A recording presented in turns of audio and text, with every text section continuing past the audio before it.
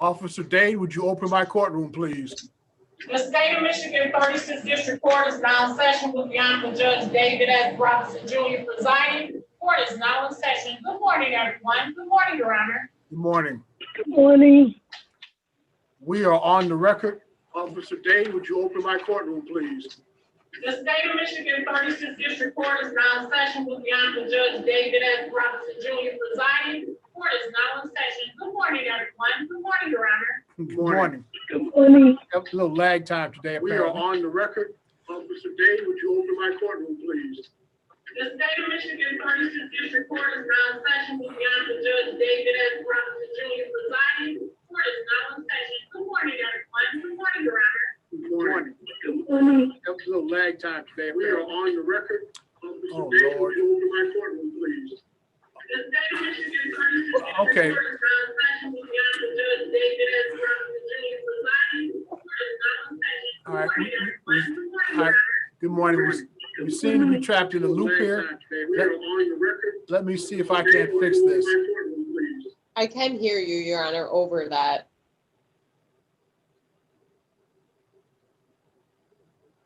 I seem to be looping here. I don't know what's going on. It looks okay now, though, because I can hear you all right. Can you hear me okay? Yeah. Ms. Hill, are you there? I'm here, Judge Robinson. All right, let's call the case. We are calling file number 19146-742. The file is entitled J.H. Portfolio versus Vanita Hill. May I have your respective appearances? Good morning, Your Honor. Attorney Ashley Notice on behalf of plaintiff, Your bar number P77029. and what is your name, ma'am?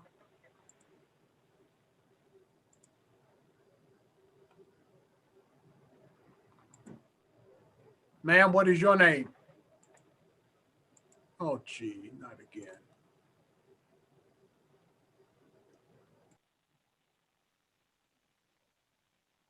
Ms. Hill, are you there? I'm here, Judge Robinson. All right, ma'am. You are the moving party. This is your objection to garnishment. What is the basis, ma'am, of your objection to garnishment? Your Honor, I sent in the paperwork that the Burdett and Beats and Associates said that I did not sit in to show that that 3200 account with Citizen Bank ending in 3200 and ending into 1807 are connected accounts.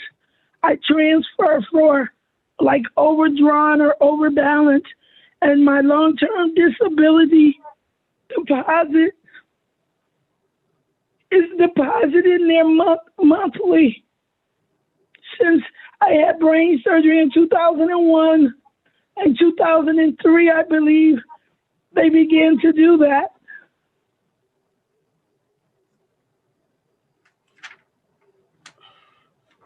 So let me make sure I understand what you're telling me. You have two separate accounts.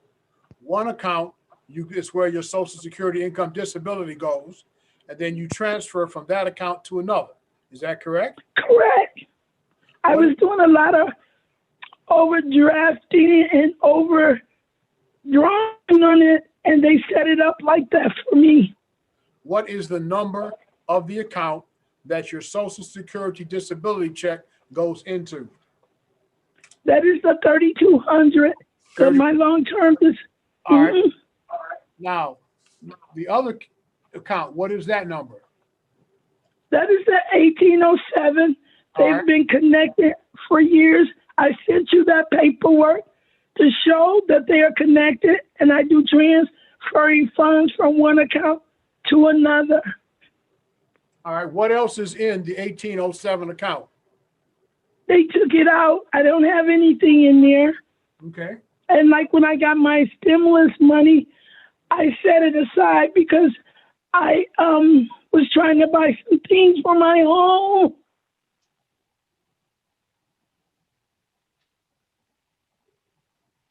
Okay. Anything else you want to tell the court? Yes, I want to say, is this pertaining to this case, this right here?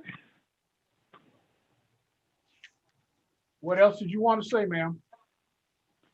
I said that pertaining to this right here, what they have before my bank account. Yes, ma'am. This is your objection to garnishment. What else do you want to tell me that you have not told me? Yeah, that they mistreat me. And that is it, Your Honor. I've had these accounts since 1990. But once I had the brain surgery before when I worked, they connected them afterwards. And I sent you all, you should have got 12 pages from me. And it breaks down everything. I have what you sent in, ma'am, and I have read it. Is there anything else you want Okay. to tell me? Okay, let's hear from this notice. Thank you, Your Honor. So to respond to defendant's objection, it's kind of a twofold argument. One, the bank sent its disclosure listing both accounts with withheld funds in the amount of $162.51. The bank did not state that those funds are exempt. Now, getting the additional information that she claims that amounts are transferred from one account to the other, the problem becomes that when those funds are transferred, so even if they are placed into the 3200 account as SSD, once they are transferred to a different bank account, the quality of money changes. And that's an argument under the law that those protected funds are no longer exempt because that quality has changed. So if that's the case here, what the bank is saying is A, they're not exempt because of that coming out of the 1807. We are entitled to those funds. So her objection would not be valid. All right, this is the ruling of the court. Ms. Hill, the problem that you have it is certainly correct that Social Security disabilities are exempt from garnishment. But as I understand what you told me, you took the money, all the money from the Social Security disability, as well as your long-term disability, goes into the 3200 account. But the No, money, is that right, ma'am? my money for the 3200 account goes into my disability, my long-term disability. Yes, ma'am. The Social Security disability goes into the 3200 account. But what has happened here is that the money was not taken from the 3200 account, but was taken from the 1807 account. And the bank, How much more? ma'am, excuse me. All right, I'm prepared to rule. We're not making progress here. The ruling of the court is as follows. When the money is put into the 3200 account, where all her income, her disability, and her Social Security disability funds go, those funds in the 3200 account are exempt. However, when they are transferred to another account and commingled, they lose their exempt status. The bank, I note for the record, indicated that the money that was taken from the account was not from the 3200 account, but was in fact from the 1807 account, which the court finds, based upon the testimony here, not to be exempt. Ma'am, the court finds you have failed to state a valid objection to garnishment. Your objection to garnishment is denied. And let me make sure the record is clear here, Ms. Nunes. You did not take money from the 3200 account. Yes, they did. Is that accurate, Ms. Nunes? No, Your Honor. So they did list that both accounts were there. However, the money was taken from the 1807, which was the non-exempt fund. That's the point I'm trying to make. I just wanted to make sure that I was getting your side correctly, that of the two accounts, the only account you seized was the non-exempt account. Yes. All right. Having failed to state a valid objection to garnishment, your objection to garnishment, ma'am, will be denied. You have an absolute right to appeal my decision. That appeal must be perfected in 21 days of today in the Wayne County Circuit Court. The court will send out a notice to you both. Thank you both for coming in. Your Honor, I never got your notice from adjournment. They're not going to send me anything. They're holding my mail. They're not going to send me anything. Ma'am, the court sent you a notice for today's adjournment. That's how you're here today. No, sir. I called your office and your secretary told me. Ma'am, are you still at the Burt Road address? I'm still here. Ma'am, I will send that out notice of the court's decision to you today. Thank you both for coming in. We are off the record. Thank you, Your Honor. You wicked people. You wicked people. You gas me. You do all this wickedness to me.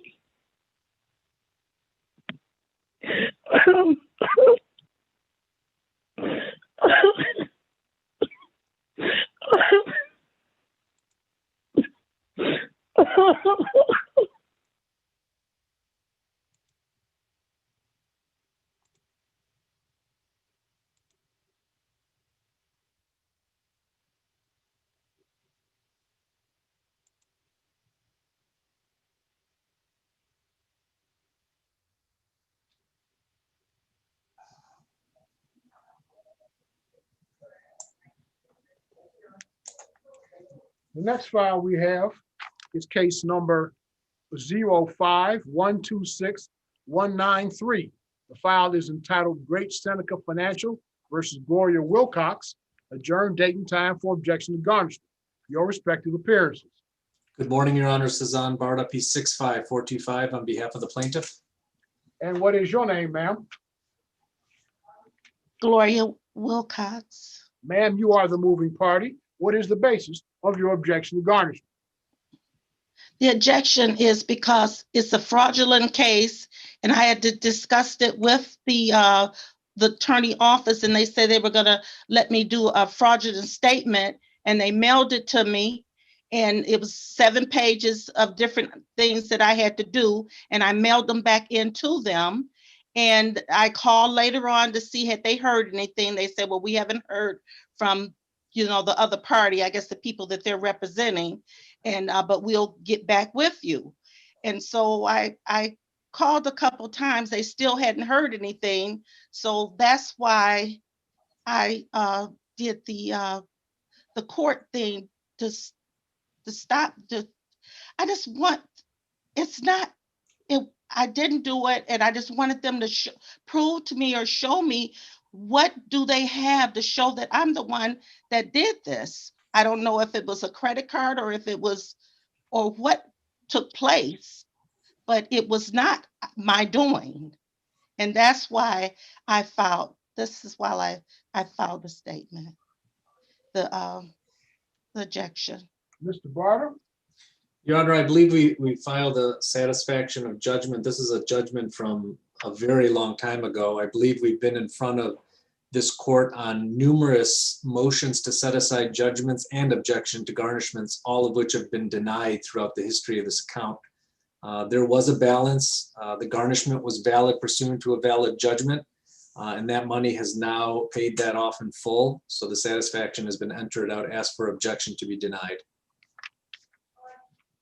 When did you enter the satisfaction? I believe that was mailed in recently, Your Honor, so it probably hasn't gotten to the file. I see a satisfaction entered October 27th. Oh, perfect. Now, was that satisfaction after the money that was seized in the garnishment? Because No, Your Honor. the objection to garnishment was filed after the satisfaction. I'm not understanding that. Let me go to, It was after.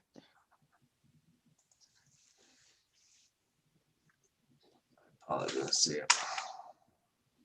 My records show that with the court on October 27th of 2020, satisfaction was filed. On October 29th, the court sent out copies of that to both parties. Then on November 13th, the objection to garnishment was filed.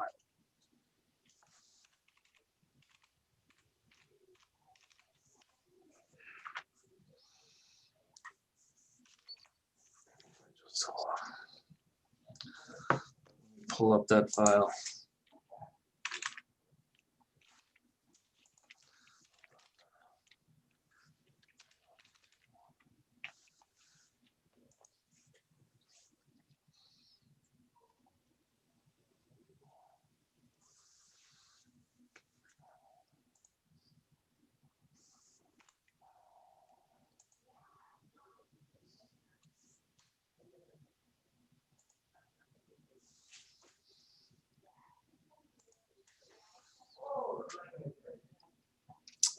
Your Honor, we received the tax garn funds on October 5th, 2020.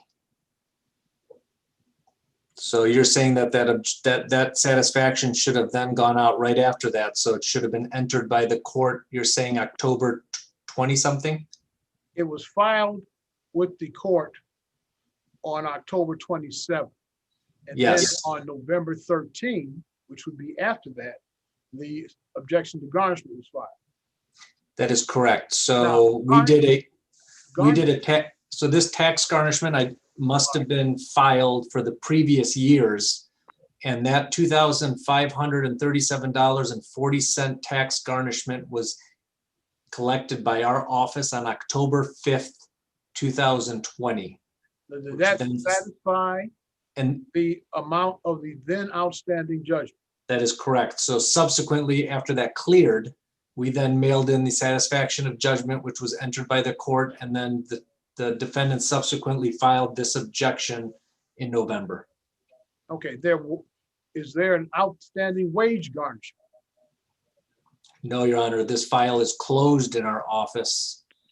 So I actually had to go to a closed report file because it's closed. All right. So there is no ongoing garnishment. That is correct, Your Honor. Did you hear that, ma'am?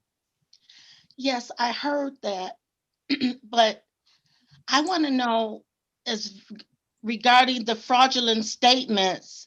The last one you sent out to me was September the 17th, 2020.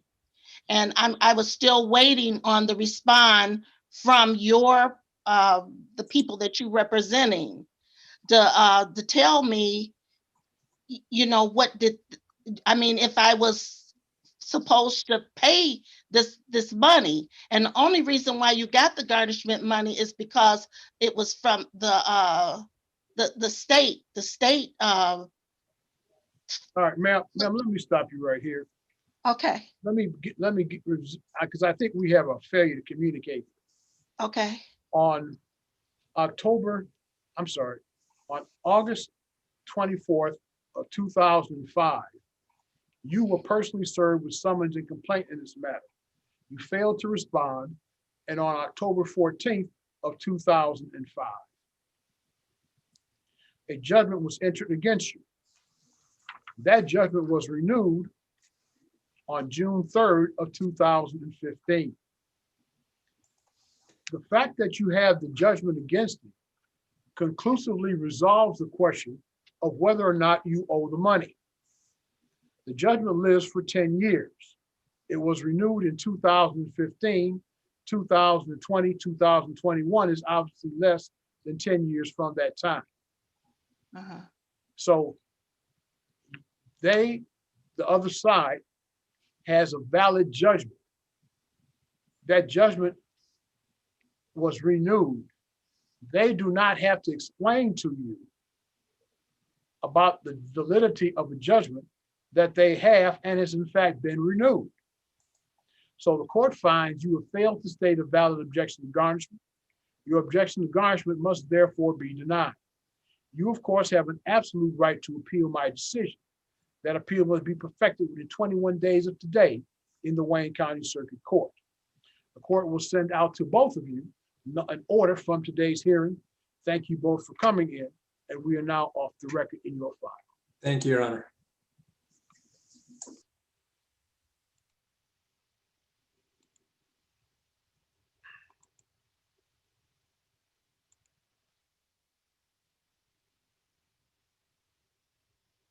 That concludes the record for today.